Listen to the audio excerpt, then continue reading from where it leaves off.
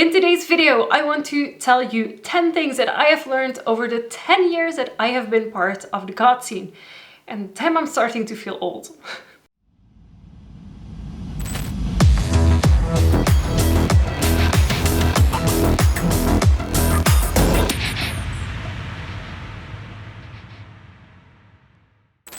Hello spooky bats and welcome back to my YouTube channel, or if you're new here, hi and welcome. My name is Orphea and I'm a Goth YouTuber from Belgium, and if you want to see weekly videos by me, then feel free to subscribe.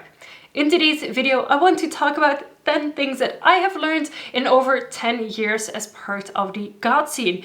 Recently on Facebook, I got notifications of Goth parties, Goth events that I attended about 10 years ago. So I thought this was the perfect moment to sum up 10 things that I have learned from being part of the Goth scene here in Belgium. The first one that I really want to emphasize is that your look does not define you. So your look does not define whether you are Goth or not. And that's something that, especially in the early stages of entering the Goth scene, I know a lot of people are very self-conscious about, because they don't have the brand items, they don't look a particular way yet, and they need to just grow into it. And that's something that I had to do as well. In the early stages when I went to Goth events, I just wore black all-stars, and then I would wear like those socks that you have that you can put over shoes, and I would also just be wearing black clothing, so black top with a black mini skirt and stuff. So I would wear black clothes, but my clothing was by no way actual Goth brand clothing.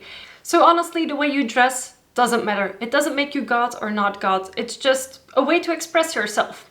And then we get to the second thing that I've learned, which is really the most important one, is that music unites the Goth scene. Music is the most important thing about the Goth scene. It is what makes it that you can talk to literally anyone at a party, because the music is the united factor of those events. Without music, the Goth scene would not exist. And there is a lot of different types of music in the Goth scene. And of course, you're going to sometimes have people with different opinions than you or different tastes than you, but that's normal. And as long as you are just open to listen to what they have to say and not judgmental, I think you'll be fine. Because when I started, the Goth music that I personally liked was the electronical based Goth music. It's only over a few years that I started hearing bands that I liked into the more new wave genre. It wasn't something that I initially started with, but it is how most people who have been part for the Goth scene for a long time have come in contact with into Goth. So you have to understand that there might be different influences, different people coming from different styles, but we all merge together into a happy Goth family, or at least that's what I hope it is, and what it is to most people, or at least in real life. The third lesson that I've learned is that you will grow and evolve into Goth. You don't start out being a Goth queen the way I am today. This has taken over 10 years of evolving, about experimenting, from trying things that I wasn't sure if I would like or not. And that's normal. You grow into these things. And even now I'm still growing. It's a lifelong journey, and it's something that you have to be willing to partake in, because you can aim to be as perfect as you want to be, but it's not something that is necessary. It's not an obligation. It's not something that you have to do.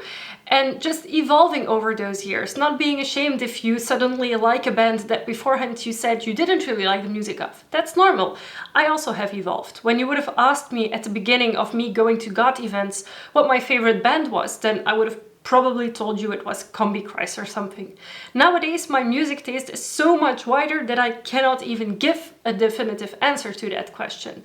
So it's really just about being yourself, staying true to yourself, and evolving, and not being ashamed if you suddenly change opinions on something, because that's just normal. The fourth thing that I've learned is that my blacks will not always match, and that no one cares.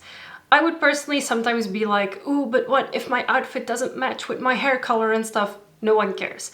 Everyone is so busy with what they are doing that they don't really look that closely at you, or at others at least.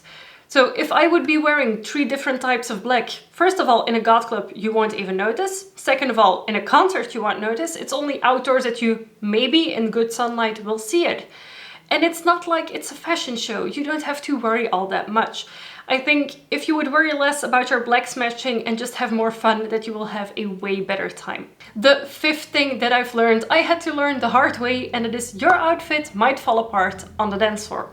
I'm talking about hair extensions falling out, dreadlocks not staying put, outfits ripping apart if you buy them too small or if you try to make them yourself.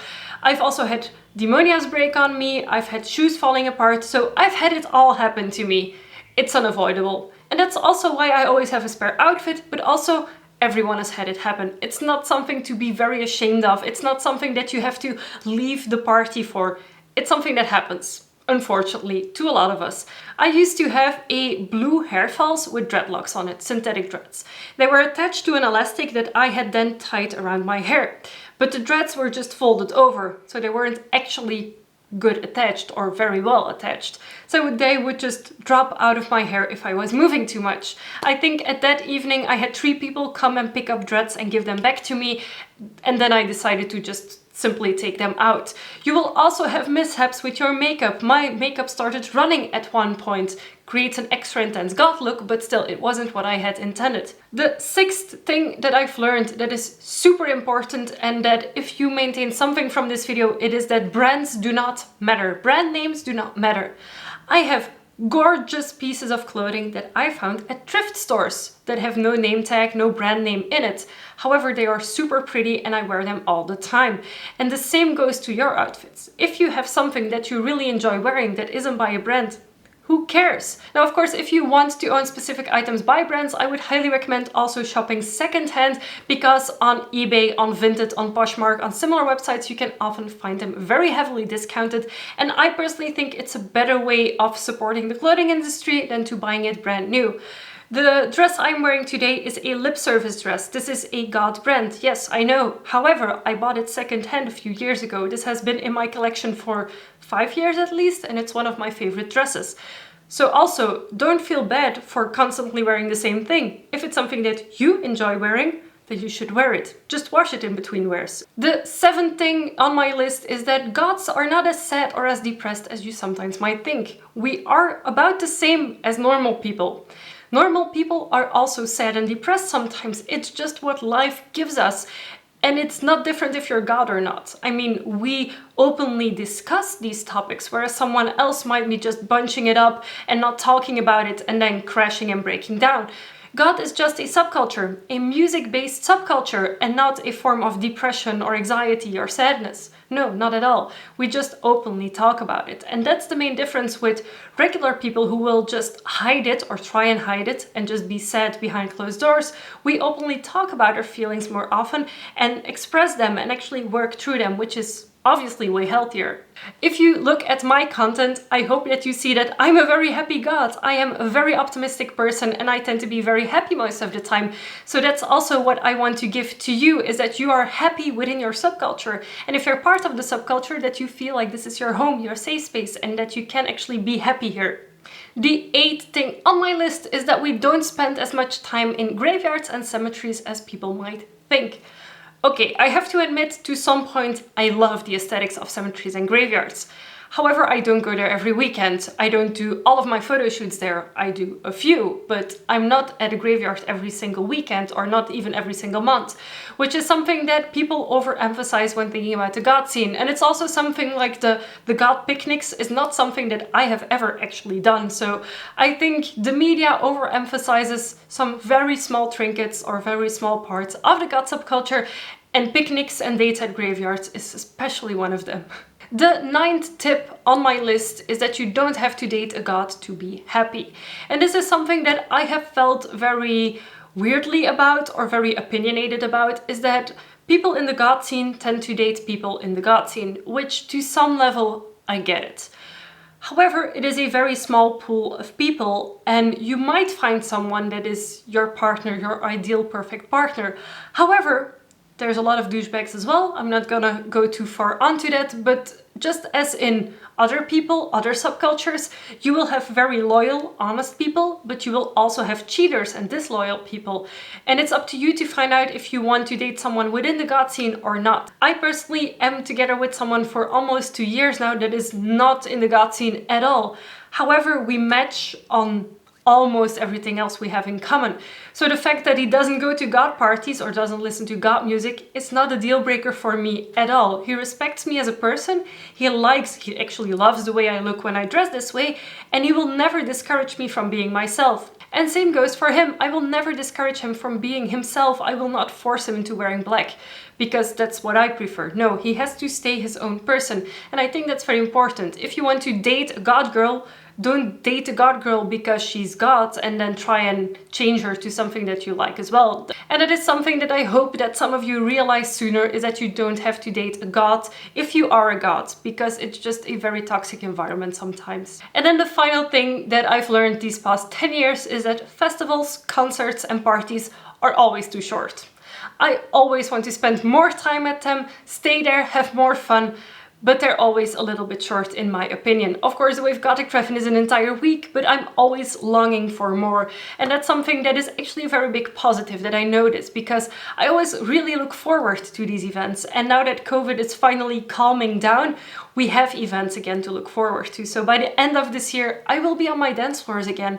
By the end of this year, I will see bands again, or at least I hope. I'm really touching wood here that it will happen.